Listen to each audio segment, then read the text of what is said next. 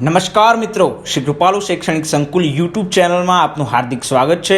આવા જ educational video જોવા માટે લાઇક, શેર અને સબસ્ક્રાઇબ કરવાનું ભૂલતા નહીં।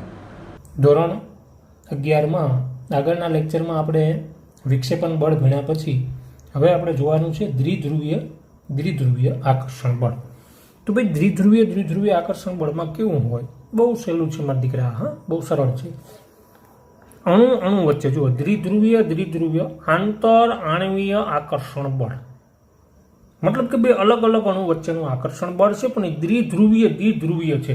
અણુ પહેલેથી જ ધ્રુવીય હોય। હવે આ પ્રશ્નને સમજ્યા પહેલા હું તમને એક વાત કરું છું કે અણુ છે ને એ બે પ્રકારના હોય, કાં તો અણુ ધ્રુવીય હોય, કાં તો અણુ અધ્રુવીય હોય। તો જો હું એક અહીંયા અણુ લખું છું, મારા દીકરા જોજો, H2 આ અણુ થયો, O2 અણુ થયો, Cl2 આ અણુ થયો। સમાન પરમાણુથી બનેલો અણુ છે। આમાં બે પરમાણુ છે પણ બે ક્લોરીનના છે, આમાં બે પરમાણુ છે પણ બે ઓક્સિજનના છે, આમાં બે પરમાણુ છે પણ બંને પરમાણુ કોના છે? હાઇડ્રોજનના જ છે। સમાન પરમાણુથી જો અણુ બનેલા હોય તો એવા અણુને અધ્રુવીય અણુ કહેવાય। એમાં ધ્રુવો ન હોય, એ અધ્રુવીય છે, અધ્રુવીય। પણ HCl માં તમે વિચારો, HCl મેં ખોલીને લખ્યું છે। HCl માં દીકરા આપણે વિચારીએ, તમે જુઓ તો આ HCl નો અણુ છે, જેને જનરલી આપણે આમ લખતા હોય, HCl આમ લખતા હોય। અત્યારે મેં અણુ ખોલીને લખ્યો છે, આ HCl નો અણુ છે, એક અણુ। હવે થશે કેવું કે બંધના ઇલેક્ટ્રોન છે ને, આ બંધમાં બે ઇલેક્ટ્રોન હોય, આ બધા જાણો છો, સહસંયોજક બંધ હશે, અને એના બે ઇલેક્ટ્રોન ક્લોરીન તરફ ખેંચાયેલા હશે, અને ક્લોરીન તરફ ઇલેક્ટ્રોન ખેંચાયેલા હશે, જેને કારણે ક્લોરીન ઉપર અંશતઃ ઋણ વીજભાર હશે, અને હાઇડ્રોજનથી ઇલેક્ટ્રોન દૂર ગયા એટલે હાઇડ્રોજન ઉપર અંશતઃ ધન વીજભાર હશે। હવે આ અંશતઃ ઋણ વીજભાર ને અંશતઃ ધન વીજભારને આપણે વીજભાર ન કહેતા આપણે એને કહી દઈએ ધ્રુવો। તો એમ કહી શકાય કે અણુમાં ધ્રુવો છે, એટલે આવા અણુને અધ્રુવીય અણુ નહીં, તેને ધ્રુવીય અણુ કહેવાય। શું કહેવાય એને? ધ્રુવીય અણુ। તમારા દીકરા ધ્રુવીય અણુ છે તો દ્વિધ્રુવીય અણુ વચ્ચે લાગતું આકર્ષણ બળ એવા જ અણુમાં લાગે કે જે અણુ ધ્રુવીય હોય। અધ્રુવીય અણુ જે હોય એમાં આવું આકર્ષણ બળ જોવા મળતું નથી। એટલે આપણે પહેલા તો એ વાતને નોટ કરશું કે કેવા અણુમાં દ્વિધ્રુવીય આકર્ષણ બળ લાગી શકે? તો કે જે અણુ ધ્રુવીય છે તેવા અણુમાં જ આ આકર્ષણ બળ લાગી શકે। તો ચાલો કઈ રીતે લાગી આપણે જોઈએ।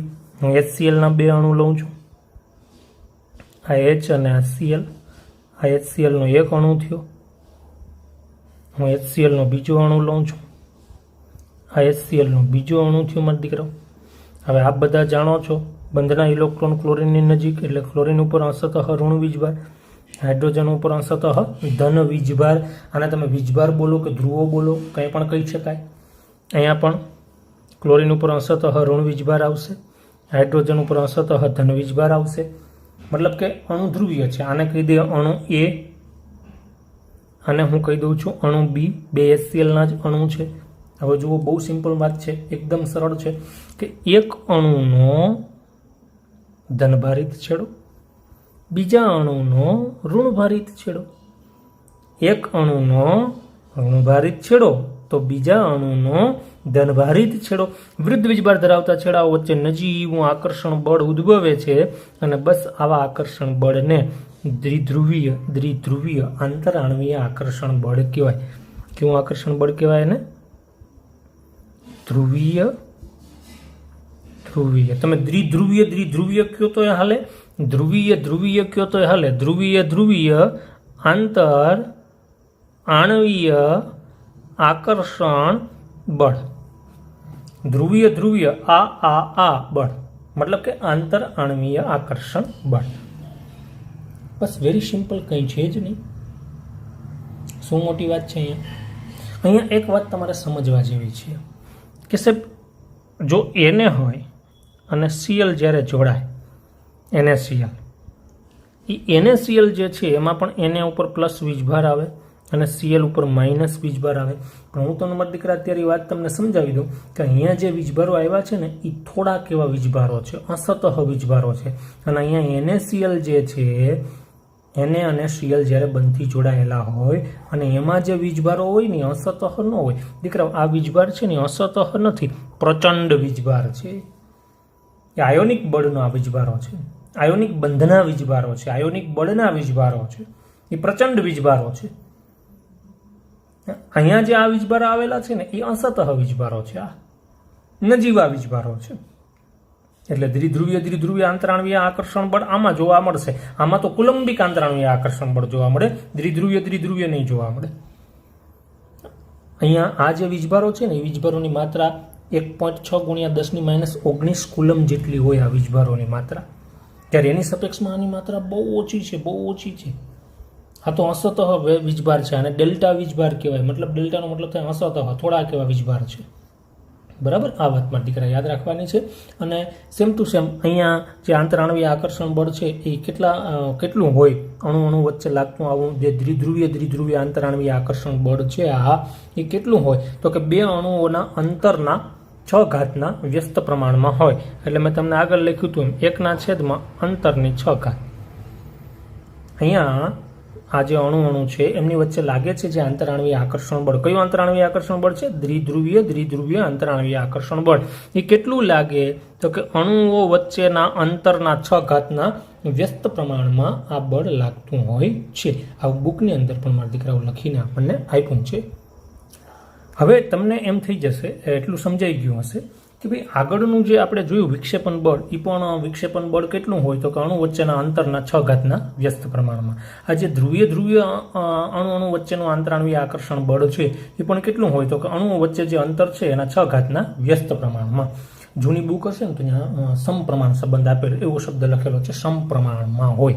પણ સમપ્રમાણમાં ન આવે, એ પ્રિન્ટ મિસ્ટેક છે, ખરેખર વ્યસ્ત પ્રમાણમાં આવે. નીટની અંદર એકવાર કેવું પૂછાઈ ગયું, બહુ સરસ પ્રશ્ન પૂછાણો કે ભાઈ અણુ વચ્ચેનું જે ધ્રુવીય આકર્ષણ બળ છે એ ઘન અને પ્રવાહીમાં. હવે તમારા અણુ જો ઘન અવસ્થામાં હોય તો એમની વચ્ચે જે આંતરાણવીય આકર્ષણ બળ લાગે, આ ધ્રુવીય આંતરાણવીય આકર્ષણ બળ એ 1/6 અંતરની 3 ઘાતના વ્યસ્ત પ્રમાણમાં હોય. એટલું યાદ રાખજો. અને બુકની અંદર જુઓ ધીમેથી લખ્યું છે ઉપરની લીટીમાં એ ઘૂમતા ધ્રુવીય અણુઓની વચ્ચે, ઘૂમતા મતલબ પ્રવાહી, જો એવા અણુ હોય તો એ અણુ વચ્ચેનું આંતરાણવીય આકર્ષણ બળ તેમની અંતરના 6 ઘાતના વ્યસ્ત પ્રમાણમાં હોય. એટલે કે પ્રવાહી સ્થિતિમાં જો આ હોય અણુઓ તો તેમની વચ્ચે આવું ધ્રુવીય આંતરાણવીય આકર્ષણ બળ કેટલું હોય તો કે અંતરના 6 ઘાતના વ્યસ્ત પ્રમાણમાં. પણ જો આ અણુઓ ઘન સ્થિતિમાં હોય તો તેમની વચ્ચેનું જે આંતરાણવીય આકર્ષણ બળ છે એ કેટલું હશે? અંતરના 3 ઘાતના વ્યસ્ત પ્રમાણમાં. તો આ પોઈન્ટ ટુ બી નોટેડ, આ પોઈન્ટ મોસ્ટ IMP છે, મારા દીકરા યાદ રાખજો. બરાબર. અને હવે આપણે જોવાનું છે ધ્રુવીય પ્રેરિત દ્વિધ્રુવીય બળ. તો ધ્રુવીય પ્રેરિત દ્વિધ્રુવીય, જો એનું ટાઇટલ કેવું છે, હું અહીંયા લખું છું, ધ્રુવીય પ્રેરિત ધ્રુવીય આંતર આણવીય આકર્ષણ બળ. આ બળ આપણે સમજવાનું છે. અહીંયા શબ્દો ઉપર જરા ફોકસ કરજો. એક શબ્દ આપ્યો ધ્રુવીય, બીજો આપ્યો છે પ્રેરિત દ્વિધ્રુવીય. પછી આ દ્વિ તમે ન લખો ને તો પણ ચાલે. ધ્રુવીય પ્રેરિત ધ્રુવીય આંતરાણવીય આકર્ષણ બળ મતલબ શું કે એક અણુ એવો છે કે જે પહેલેથી ધ્રુવીય છે. જો હું અહીં HCl લખું છું, આ HCl નો અણુ છે મારા દીકરાઓ. આ અણુ ધ્રુવીય છે, જે બન્યો ત્યારથી ધ્રુવીય છે. જુઓ એમાં ક્લોરીન ઉપર અંશતઃ ઋણ વીજભાર છે, હાઇડ્રોજન ઉપર અંશતઃ ધન વીજભાર છે. એને એમ પણ બોલી શકાય કે ક્લોરીન ઉપર ઋણ ધ્રુવ છે, હાઇડ્રોજન ઉપર ધન ધ્રુવ છે. આ અણુ છે ને એ ધ્રુવીય છે, પહેલેથી જ છે. જો અણુ જ્યારથી બન્યો ને ત્યારથી જ તે અણુ ધ્રુવીય છે. હવે હું અહીંયા એક અણુ લઉં છું, માનો કે સપોઝ આ કોઈ એક અણુ છે. એ અણુમાં વિદ્યુતીય વાદળ બધી જ જગ્યાએ એક સરખી રીતે ફેલાયેલું છે. વિદ્યુતીય વાદળ બધી જ જગ્યાએ એક સરખી રીતે ફેલાયેલું છે. જુઓ નથી ક્યાંય વધુ, નથી ક્યાંય ઓછું. હા, બધી જ જગ્યાએ એક સરખી રીતે આ વાદળ ફેલાયેલું છે. મતલબ કે આ અણુ છે ને એ કેવો છે? અધ્રુવીય છે. કેવો? અધ્રુવીય છે. આમ અહીંયા એક અણુ ધ્રુવીય છે અને એક અણુ છે એ અધ્રુવીય છે. હવે આમની વચ્ચેનું અંતર થોડું વધારે છે અત્યારે. હવે ધીમે ધીમે કોઈ પણ કારણોસર બાહ્ય એવા ધક્કાને કારણે અથવા કુદરતી કંઈ બળને કારણે આ જે અણુ છે ને અધ્રુવીય અણુ એ ધીમે ધીમે ધ્રુવીય અણુ તરફ આવે. અને જેમ જેમ એ ધ્રુવીય અણુ તરફ આવશે એટલે શું થશે? તો કે જેવો ધ્રુવીય અણુની નજીક આવી જશે એટલે ધ્રુવીય અણુના ઋણ છેડાથી એમનું વાદળ શું અનુભવે? વિચારો. આ બધાને ખબર છે કે આ વાદળ છે ને ઇલેક્ટ્રોનનું વાદળ છે, એ ઋણભારિત વાદળ છે, ફાઇનલ છે. તો હવે આ જે અણુ છે અધ્રુવીય અણુ કે જેમાં વાદળ બધી જ જગ્યાએ એક સરખી રીતે પથરાયેલું છે, એક સરખી રીતે ફેલાયેલું છે, ત્યાં સુધી એમાં કોઈ ધ્રુવ નથી, કોઈ વીજભાર નથી, એટલે અણુ અધ્રુવીય છે. પણ એ અણુ ધીમે ધીમે આ ધ્રુવીય અણુ તરફ આવશે તેમ તેમ શું થશે? વિચારો કે એમનું વાદળ આ ધ્રુવીય અણુના ઋણ છેડાથી શું અનુભવશે? અપાકર્ષણ. હવે તમને એવો પ્રશ્ન થાય કે સાહેબ અહીંયા આ અણુનો છે ઋણ ધ્રુવ છે, એની બદલે આ અણુ છે આમ ઉલટો હોત અને અહીંયા ધન ધ્રુવ હોત તો એમનું વાદળ ધન ધ્રુવથી શું અનુભવે? આકર્ષણ. પણ નહીં, અત્યારે શું છે તો કે ઋણ ધ્રુવ છે, તો ઋણ ધ્રુવથી એનું વાદળ શું અનુભવશે? અપાકર્ષણ. અને વાદળને ધક્કો લાગશે એટલે સ્થિતિ કેવી થશે ખબર? જો આ HCl નજીકની સ્થિતિને હું દોરું છું, મારા દીકરા ડ્રો કરું છું. આ ઋણ વીજભાર, આ ધન વીજભાર, ઓલો અહીંયા નજીક આવી જશે અણુ, એટલે પહેલો જે ધ્રુવીય અણુ છે એના ઋણ ધ્રુવને કારણે બીજા અણુનું વાદળ અપાકર્ષણ અનુભવે, જેને કારણે વાદળ સામેની બાજુ ધકેલાઈ જાય, એટલે વાદળ સામેની બાજુએ ભેગું થઈ જાય. ટૂંકમાં વાદળ અહીંયા ભેગું થઈ જશે. જો વાદળ અહીંયા ભેગું થશે આમ આ બાજુએ, જ્યારે આ બાજુએ વાદળ આછું થઈ જશે. જો, અને વાદળ સામેની બાજુએ ભેગું થઈ ગયું, ત્યાં ઘટ થઈ ગયું. હવે વાદળ સામેની બાજુએ ભેગું થઈ ગયું, ઘટ થઈ ગયું. વાદળ કોનું છે? ઇલેક્ટ્રોનનું. એટલે આ બાજુએ વાદળ ઘટ થયું એટલે ત્યાં ઋણ વીજભાર વધી જશે. કારણ કે વાદળ એટલે ઋણ વીજભાર, વાદળ ઇલેક્ટ્રોનનું છે એટલે એ ઋણભારિત છે. જે બાજુ વાદળ ભેગું થશે તે છેડો ધ્રુવ બનશે અને જ્યાં વાદળ આછું થયું તે છેડો ધનભારિત બનશે, એટલે કે ત્યાં ધન ધ્રુવ ધારણ થશે. આમ અણુમાં પહેલા ધ્રુવો હતા નહીં, પણ ધ્રુવીય અણુની નજીક આવ્યો એટલે એ અણુમાં ધ્રુવો ઉત્પન્ન થયા. હવે જો હું બરાબર બોલું છું, જોજો. બીજો અણુ કે જેમાં પહેલા ધ્રુવો હતા નહીં, પણ એ બીજો અણુ આ પહેલા ધ્રુવીય અણુની નજીક આવ્યો, જેને કારણે તે બીજા અણુમાં ધ્રુવો ઉત્પન્ન થયા. તો પછી એને એમ કહી શકાય કે બીજા અણુમાં જે ધ્રુવો ઉત્પન્ન થયા ને એ પહેલા અણુની પ્રેરણાથી બીજા અણુમાં ધ્રુવો ઉત્પન્ન થયા, એટલે બોલાય એને ધ્રુવીય પ્રેરિત ધ્રુવીય અણુ વચ્ચેનું આકર્ષણ બળ, એટલે કે આંતરાણુય આકર્ષણ બળ. અને હવે તો મારા દીકરા બહુ સહેલું છે. જો આ અણુનો ઋણભારિત છેડો, આ અણુનો ધનભારિત છેડો, બે અણુના વિરુદ્ધ વીજભાર ધરાવતા છેડાઓ વચ્ચે શું નિપજશે? આકર્ષણ. અને આવા આકર્ષણને કહેવાય ધ્રુવીય. આ અણુ તો પહેલેથી ધ્રુવીય હતો જ, એની પ્રેરણાથી આ ધ્રુવીય થયો, એટલે કે આને કહેવાય પ્રેરિત ધ્રુવીય.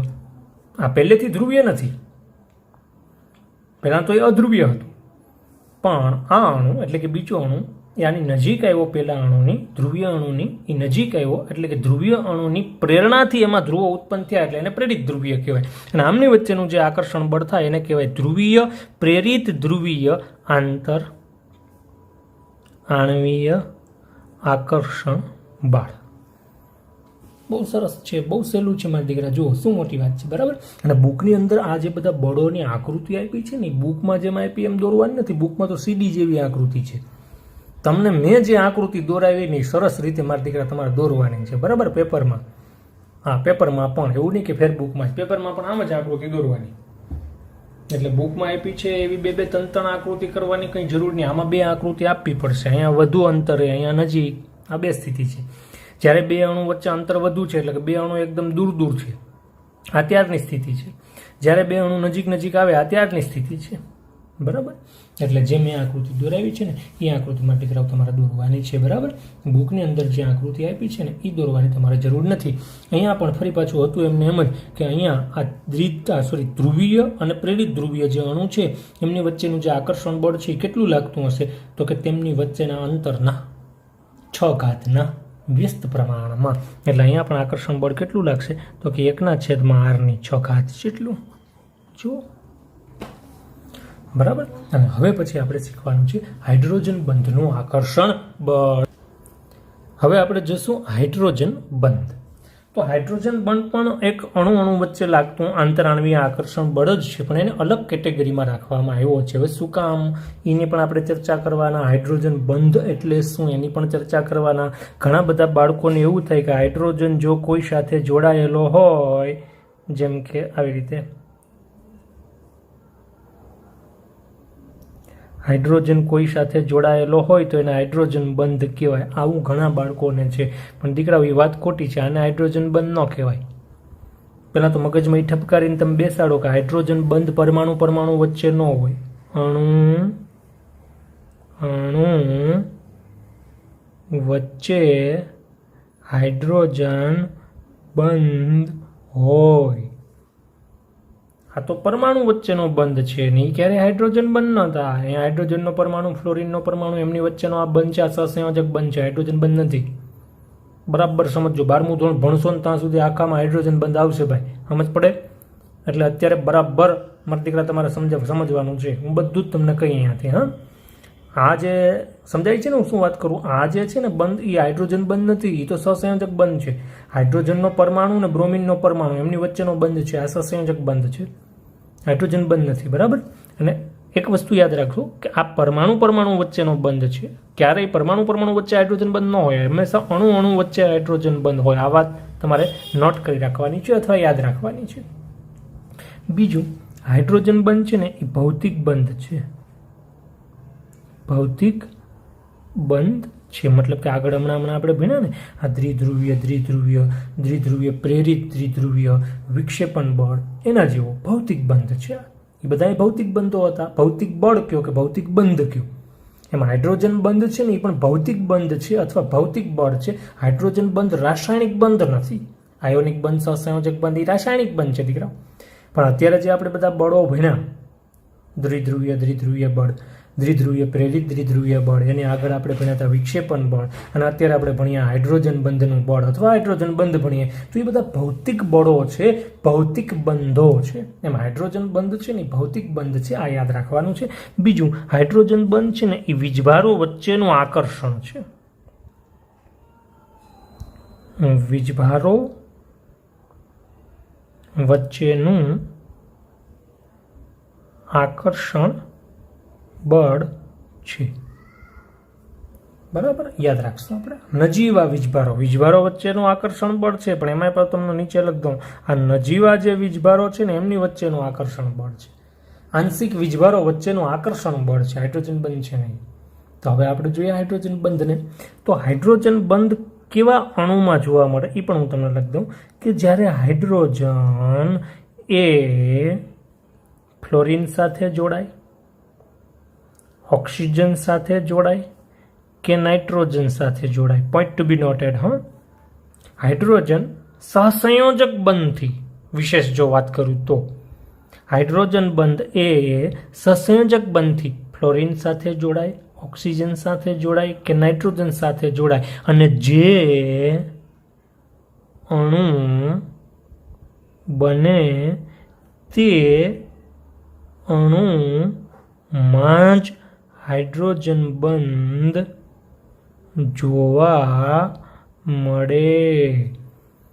બાકી હાઇડ્રોજન આ ત્રણ સિવાય જો કોઈ સાથે જોડાયેલો હોય તો એના અણુઓ ક્યારેય હાઇડ્રોજન બંધ દર્શાવતા નથી. આ જે મેં અહીંયા તત્વો લખ્યા છે એ તત્વો સિવાય કોઈ બીજા તત્વો સાથે જો હાઇડ્રોજન જોડાયેલો હોય અને જે અણુ બન્યો હોય તો એવા અણુમાં હાઇડ્રોજન બંધ જોવા મળતો નથી, અથવા એ અણુ હાઇડ્રોજન બંધ દર્શાવતા નથી. તો ક્યાં અણુ હાઇડ્રોજન બંધ દર્શાવે એ જ અણુ હાઇડ્રોજન બંધ દર્શાવે કે જેમાં હાઇડ્રોજન, નાઇટ્રોજન, ઓક્સિજન કે ફ્લોરિન સાથે જોડાયેલો હોય. હમણાં આપણે જોઈશું, આપણે સરસ લખીને.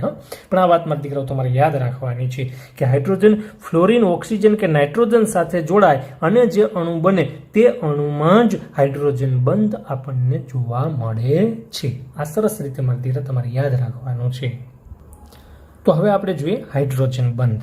પણ કેમાં હાઇડ્રોજન બંધ ભણશું? હાઇડ્રોજનને જુઓ, હાઇડ્રોજન એ સહસંયોજક બંધથી ફ્લોરિન સાથે જોડાય, નાઇટ્રોજન સાથે જોડાય કે ઓક્સિજન સાથે જોડાય ને જે અણુ બનાવે એ જ અણુમાં હાઇડ્રોજન બંધ જોવા મળે. તો આમાંથી હાઇડ્રોજનને ફ્લોરિન સાથે તમે જોડો તો મળશે શું? HF. તો આ HF ના અણુ હોય ને, HF ના અણુ, એમની વચ્ચે હાઇડ્રોજન બંધ બની શકે, એમની વચ્ચે હાઇડ્રોજન બંધ બની શકે. હાઇડ્રોજન નાઇટ્રોજન સાથે જોડાય ને તો અમોનિયા બને, NH3 અમોનિયા. તો એ અમોનિયાના જે અણુ છે એમની વચ્ચે પણ હાઇડ્રોજન બંધ બની શકે. હાઇડ્રોજન ઓક્સિજન સાથે જોડાય ને તો દીકરાઓ H2O પાણી બને. તો એ પાણીના જે અણુ છે એમની વચ્ચે પણ હાઇડ્રોજન બંધ બની શકે. આમાંથી હું તમને કોઈ એકમાં સમજાવું, એટલે હું એમોનિયામાં સમજાવું, બરાબર? ચાલો, હાલો. હવે જો માનો કે હાઇડ્રોજન નાઇટ્રોજન સાથે જોડાય સહસંયોજક બંધથી, નાઇટ્રોજન સાથે હાઇડ્રોજન જોડાય છે, જોજો. હવે નાઇટ્રોજન સાથે હાઇડ્રોજન 3 જોડાય. કેટલા જોડાય છે? હાઇડ્રોજન 3. હવે એ કેમ? કારણ કે નાઇટ્રોજનની સંયોજકતા 3 છે, હાઇડ્રોજનની સંયોજકતા 1 છે, બરાબર? જોજો. એટલે આ થઈ ગયું NH3. આ જ છે, આ જે NH3 છે ને એ જ હું અહીંયા લખું છું, પણ ખોલીને લખું છું. આ એક અણુ થઈ ગયો NH3 નો, જુઓ NH3. હું બીજો અણુ દોરું NH3 નો.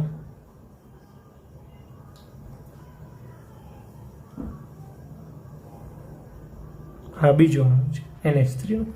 હવે જુઓ અહીંયા કેવું થશે. આ જે બંધ દેખાય છે ને તમને, એ મારા દીકરાઓ સહસંયોજક બંધ. શું? હાઇડ્રોજન બંધ નથી. હાઇડ્રોજન નાઇટ્રોજન સાથે સહસંયોજક બંધથી જોડાયેલો છે. ક્યાં બંધથી જોડાયેલો છે? સહસંયોજક બંધથી, બરાબર? હવે એમાં શું થશે? તો કે બંધના ઇલેક્ટ્રોન હશે ને એ નાઇટ્રોજનની નજીક રહેશે. આ સહસંયોજક બંધમાં જે ઇલેક્ટ્રોન હશે એ નાઇટ્રોજનની નજીક રહેશે, એટલે નાઇટ્રોજન ઉપર ઋણ વીજભાર આવશે અથવા ઋણ ધ્રુવ આવશે. તો હાઇડ્રોજન ઉપર ધન ધ્રુવ આવશે. બધા હાઇડ્રોજન ઉપર હંમેશા ધન ધ્રુવ જ હોય. એક હાઇડ્રોજન ધાતુ સાથે જોડાય ત્યારે જ હાઇડ્રોજન ઉપર ઋણ વીજભાર આવે, બાકી ક્યારેય હાઇડ્રોજન ઉપર ઋણ વીજભાર ન આવે. આની આગળ ઉપર પણ આપણે ચર્ચા કરીશું. અહીંયા પણ શું થશે? તો કે બંધના ઇલેક્ટ્રોન સહસંયોજક બંધ જે બન્યો હાઇડ્રોજન નાઇટ્રોજન વચ્ચે, એ સહસંયોજક બંધના ઇલેક્ટ્રોન નાઇટ્રોજનની નજીક રહેશે, એટલે નાઇટ્રોજન ઉપર અંશતઃ ઋણ વીજભાર રહેશે. કેવો વીજભાર રહેશે? અંશતઃ ઋણ વીજભાર રહેશે મારા દીકરાઓ. અને બધા હાઇડ્રોજન અંશતઃ ધનભારી થશે. કેવા હશે? અંશતઃ ધનભારી થશે. ત્યારે તમે જુઓ, આ બે અણુ છે, પહેલા અણુને A કહી દઉં, બીજાને હું B કહી દઉં. તો આ જે પહેલો અણુ છે એનો ઋણભારિત નાઇટ્રોજન અને સામેનો જે બીજો અણુ છે એનો ધનભારિત હાઇડ્રોજન. વિરુદ્ધ વીજભાર ધરાવતા છેડાઓ વચ્ચે આકર્ષણ થાય. આમાંથી કોઈ એક હાઇડ્રોજન તમે લઈ લો. પહેલા અણુનો ઋણભારિત નાઇટ્રોજન, બીજા અણુનો ધનભારિત આ હાઇડ્રોજન વચ્ચે નજીવું આકર્ષણ બળ ઉદ્ભવે ને એ આકર્ષણ બળને હાઇડ્રોજન બંધ કહે છે. હાઇડ્રોજન બંધને હંમેશા આમ તૂટક રેખા વડે દર્શાવવામાં આવે. હાઇડ્રોજન બંધને હંમેશા આવી તૂટક રેખા વડે દર્શાવવામાં આવે. એ હાઇડ્રોજન બંધને ત્યારે તમે ક્યારે આમ સળંગ ન દર્શાવી શકો. હાઇડ્રોજન બંધને મારા દીકરો તમારે આમ તૂટક રેખાથી જ દર્શાવવો પડે. અહીંયા એક અણુનો ધનભારિત હાઇડ્રોજન છે, બીજા અણુનો ઋણભારિત નાઇટ્રોજન વચ્ચે નજીવું આકર્ષણ બળ ઉદ્ભવે છે. આકર્ષણ બળને કહેવાય હાઇડ્રોજન બંધ. બસ આટલું મારા દીકરા તમે યાદ રાખો.